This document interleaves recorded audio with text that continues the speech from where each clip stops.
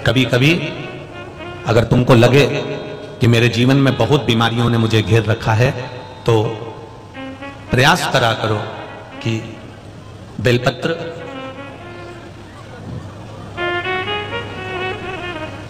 जो ये बेलपत्र होती है, इस बेलपत्र की जो ये डंडी होती है, इस बेलपत्र को अशोक सुंदरी वाली जो जगह होती है वहां पर इसका चढ़ाकर डंडी का जो भाग है वो शिवलिंग की ओर हो जाए, और यहीं से जल चढ़ाते चढ़ाते चढ़ाते चढ़ाते अशोक सुंदरी से जल चढ़ाते चढ़ाते ओमकार जैसा, ओमकार जब हम अशोक सुंदरी से चालू करेंगे तो वो जल पहले गणेश जी के पास जाएगा, फिर वापिस अशोक सुंदरी के पास आएगा, अशोक सुंदरी से कार्तिकेय के पास जाएगा, कार्तिकेय से महादेव के पास जाएगा। ऐसा ओमकार जैसा जल, जब तुम्हें लगे कि बीमारी बहुत घेर रखी है और बहुत बीमारी ने घेर लिया, कोई किडनी, कोई लीवर, कोई बहुत शरीर में कष्ट, कोई रोग बीमारी, या कहीं तुमको ऐसा लग रहा है कि मेरा गर्भ 20 साल हो गए, 22 साल हो गए, संतान नहीं, तब भी इस प्रयोग को जरूर करिएगा।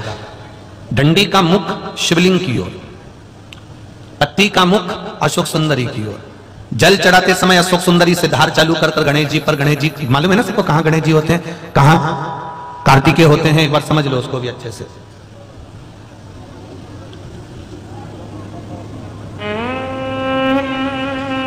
ये नीचे का गोल भाग, ये जल जाने का स्थान, ये शिवलिंग, बीच में जो मोटी सी लाइन होती है वो अशोक सुंदरी का स्थान है। शंकर जी के राइट में जहां से पानी नीचे गिरता है उसके कोने पर गणेश जी का स्थान, इधर कार्तिकेय का स्थान, ये शिवलिंग, ये जो गोल भाग है माता पार्वती जी का हस्त कमल है। ऊपर से जो बूंद बूंद जल कलश में से गिरता है वो शंकर भगवान की 5 लड़कियां, जया, विषहरा, शामरीवारी, दौतली और देव, ये शिव जी की 5 लड़कियां ऊपर से जल की बूंद गिराती हैं। हम जब भी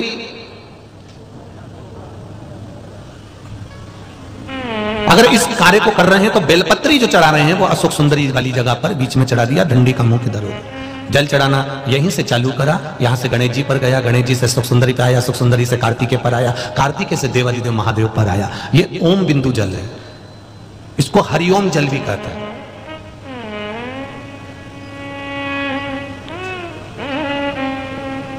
उज्जैन महाकाल में भगवान शंकर को सुबेरे सुबेरे सबसे पहला जो जल चढ़ता है वो हरिओम जल चढ़ता है। आप कभी भी उज्जैन वालों से जाकर पूछना, ये रोग निवारण के लिए, कार्य सिद्धि के लिए होता है। कभी कभी आप किसी कंपटीशन एग्जाम में बैठ रहे हैं, किसी परीक्षा को देने के लिए जा रहे हैं, तब भी हरिओम जल का प्रयोग कर सकते हैं। उस जल की एक बहुत सुंदर पत्र यहां आया है। मेरा नाम दीपिका बोकड़े, दीपक बोकड़े, खेड़ी सांवलीगढ़, जिला बैतूल, तहसील से। गुरुजी क्या बखान करूं भगवान शंकर पर जल चढ़ाने का। 7 वर्ष तक कोई औलाद नहीं थी गुरुजी, संतान की प्राप्ति नहीं हो रही थी, सब अपशब्द भी कहना चालू कर दिए थे। खूब इलाज 1 साल से कराया पर आराम नहीं लगा। गर्भाशय में, बच्चेदानी में एक गांठ भी हो गई थी जिसका ऑपरेशन भी कराया पर संतान का सुख नहीं आया। जब आखिरी में फिर हम बात जांच कराने गए तो डॉक्टर ने कह दिया तुमको संतान नहीं होगी। टेस्ट भी करवाया, संतान नहीं हुई। तब हमने, मेरे पिताजी रोज आपकी कथा टीवी पर सुनते हैं तो उन्होंने कथा सुनी और मुझे बताया, मैंने कथा सुनना प्रारंभ करा। सफेद आंकड़ा की जड़ मिलने में देरी हो रही थी पर शिव जी को जल चढ़ाकर मैंने पानी पीना चालू कर दिया।